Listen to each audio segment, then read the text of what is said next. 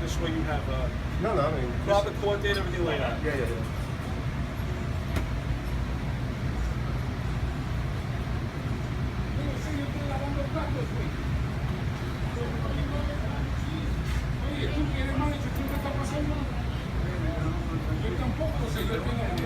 Okay, I'm here with Jose Lasal. Yeah, so.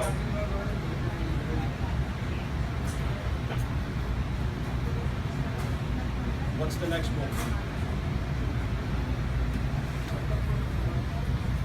Yeah, but you know, I'm too well known to be my name. No.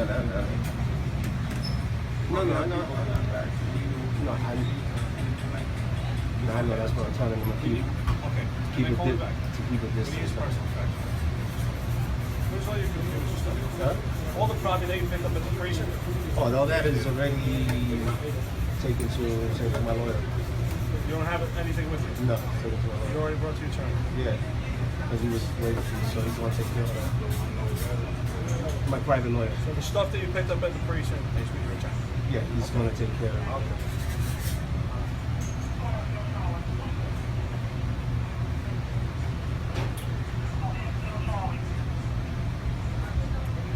Okay. At the diner at 161. This is Commando PSA 7 should be ashamed of itself, and we'll see you in September. We'll see you in September. Don't play with me. Don't play with me. Don't play with me. Don't play with me. Don't play with me. Don't play with me. Hi, sir. How you doing, sir? Can you explain what's going on? Yeah, on Lieutenant Tim. that was explained to me. Lieutenant Tim, no problem. If you have questions, you can ask me. I'll be happy. All that property? Yeah, no, yeah. Okay.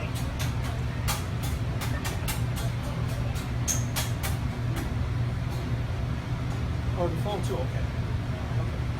No, I'm talking about the computer stuff, yeah. Okay. Okay, so with the phone we're gonna need. Okay. All right. They give you paperwork from court? So I'll initial paperwork. No, Yeah, I don't know if I'll talk to him in a minute. I don't want to. I don't know how far court up it is. No. He explained a little bit of it, stuff like that. Where's your phone?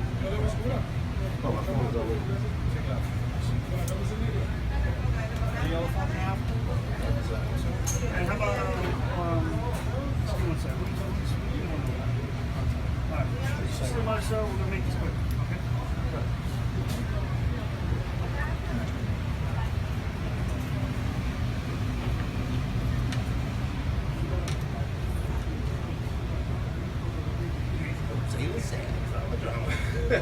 It's starting to become like.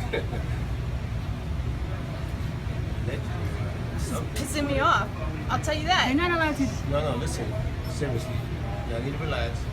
Let them do what they gotta do. You know what I'm saying? Because, I mean, you have the right to report. You know what I mean? Yeah, just let them do what they gotta do. You understand? So I'm gonna explain. I'll explain to you. We're gonna bring you back the case. Take you up, bring you back, and we'll serve you with paperwork. Excuse me, ma'am. Get back. Just give us some space, please. You Bless you, nice. Just give us some space, man. Please. You can't be on top of me like Be on that. top of it. Just give us Just some back room. up. Please, do me a favor, back up. Come on. Christina. Bless you, nice. So why are you saying that I'm not making a move? What's wrong with you? Ma'am, you're allowed to record, but And I'm not. Call your mother, sweetheart. You do not call me that. All right? All right? You address your mother like that. You don't address me like that. No. Yeah. Thank you. Fuck. Thanks a lot. No. You're gonna be out. All right, ma'am. Give us some room. You're on our backs. That's not You're on the backs of our community every Okay, day. not a problem. All right. Concentrate on your job. We are, but you're not giving All us right. see where she is right now? That's give us a nice zone of safety. And we ask the Good same for thing. you. The community doesn't have a zone of safety I from appreciate you. the support. You gotta give us some room. You gotta give us some room. You have room to conduct your business, and you're giving us too much airtime. Why are you arresting him? Okay, ladies, come on, excuse me. Listen, I'm going to Pier 7. I'm going to Pier 7. Shame on you. Shame on you. Don't ask me no questions. Tell your mother have a good night. You should be ashamed of yourself. You come into these communities. Ladies, come on. We can walk out of the diner too. There's nothing against you. Don't even know the community. That's why you Whatever problem is, we can take care of it. No, we got no problem with you or her. But I don't want nobody else to get arrested. No, Christina. Tell them to stop. I'll be in Babe, why are PSA you 7. arresting him? Listen. Sweetheart, can you Why are you listen? arresting him? Take over there. Take over there. Come on. You have to calm down. Please. Sullivan. Can we go? Can we go, Sullivan? Let's go. Let's go. Please. Come on. I don't want you to arrest nobody. Come here, They just The 7th precinct. Okay, you want to go there? This is some fucked up shit! He just spent a night and a half in jail! What the fuck is this about? You don't touch him! All right, man. Just take it easy. He did nothing wrong, you motherfuckers! Take it easy. You should be ashamed of yourself. You should be ashamed of yourself. Because y'all are embarrassed. Don't tell me have a good day, O'Sullivan. Tell that to your mother to have a good day. While you go home and you don't even live in this community.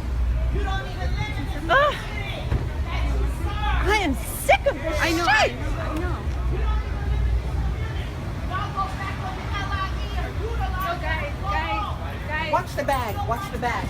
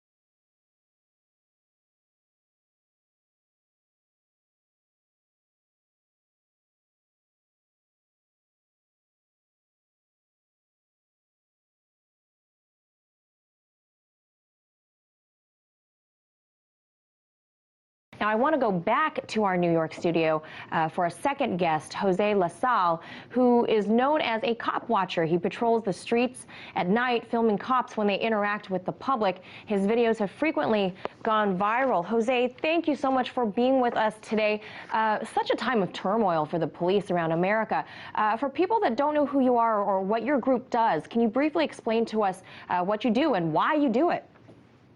Well, basically what me and my brothers and sisters in the group do is we spend majority of our time in the street documenting encounters between police and civilians, and we document them and we record them. We stay there to make sure from the beginning to the end of the encounter, and then we approach the individual that will stop. We will ask them questions. We would give them information about knowing their rights, and we will also let them know that if there are any problems they find themselves in the near future or see somebody else in, they could call us because we have somebody stationed basically in all 5 boroughs, so we could send somebody out there to make sure they document and make sure that police sees our presence and know that there is someone there that's going to document what they their encounter with the civilian from the beginning to the end. How big is your group? Well, we have a pretty, my group keeps growing lately for so much that's been happening. So right now we're up in the 40s, and I see it continuously growing every single day because people want to get involved. And it's not just my group, but there is many other cop watch groups out there that's also doing amazing work and making sure that we document civilian police encounters. Now, I got to ask, are you guys a strictly volunteer group, or is there any money being exchanged for this, or how are you guys supporting this cause? Well, we get a lot of donations, and that's what keeps us going, because I guess people out there understand what we're doing, they respect what we're doing, and they support what we're doing, so they support us financially, and we use that money to be able to get the things that we need: more cameras, be able to put more information together, more copies to be able to hand out to people out there in the community. So, you know, the community and the people outside of this group helps a lot. That is very cool. Now, have your videos or constant monitoring of the NYPD, have you seen any immediate impact within the community? Oh yeah, I mean, when police sees us out there in our uniform, it's like they straighten it up. Because not only do we have these videos that we record, we actually go into their community meetings every month and we present these evidence that we see of police and the way they talk and treat people in the community, how they curse at them, how aggressive they are with their approach towards people in the community. So we take this to the commanding officers, and we also send a lot of these videos. We send them to the commissioner, we send them to the mayor, we send them to the NYPD Inspector General now, the CCRB. We try to distribute these videos all over the place so they could see what we see taking place in these communities when police officers and civilians have an encounter. Now, what inspired you to get this off the ground? Well, I mean, many have heard about my stepson Alvin when he was stopped in 2011, that he was called a mud. They told him they was going to break his arm, and that kind of gave me the push that I needed to say, you know what, I have to get in the street and do something. So that's what pushed me to be able to put a group of brothers and sisters together who are volunteering their time to come out there and putting their lives on the line. Because when you're going against police officer, you're putting your life on the line, and they're going out there and helping, you know, saying, bring this understanding of what is taking place in these communities of colors and the aggressiveness that these police officers implement into these communities that they come to serve and protect. I see. So you had a personal reason behind this. Now, I want to get your take on the comparison and the contrast with the shooting in St. Louis last night as compared to the Mike Brown case. Race doesn't appear to be an issue with this case, does it? Well, maybe right now people don't see it as an issue, but when we look deeper into it, we have an officer that was a 6-year veteran in the police force. We have an officer who failed to wear his body camera. We have an officer who also failed to put on his dashboard camera. We talk about a 6-year veteran. So why did he fail to do that? And we have a video which they are showing, which actually I don't see a gun being displayed. And we're talking about that they saying that there was a gun removed from this young man, a 9mm, which had 1 in the chamber and 5 on the clip. You telling me that he had the first draw on police and he did not shoot? That sounds real suspicious. And these are the type of things that we have to look into, because somewhere along the line, the story is not being told correctly. And when the story is not being told correctly, that's when people become confused and people start making their wrong judgment of what's going on. So down the road, we will begin to get the truth about what really took place. Definitely. Still very early on this case. Now, overall, how much do you feel, how much of a role do you feel that race plays in how police overall handle certain situations, in your opinion? Listen, race has a it plays a big role in it.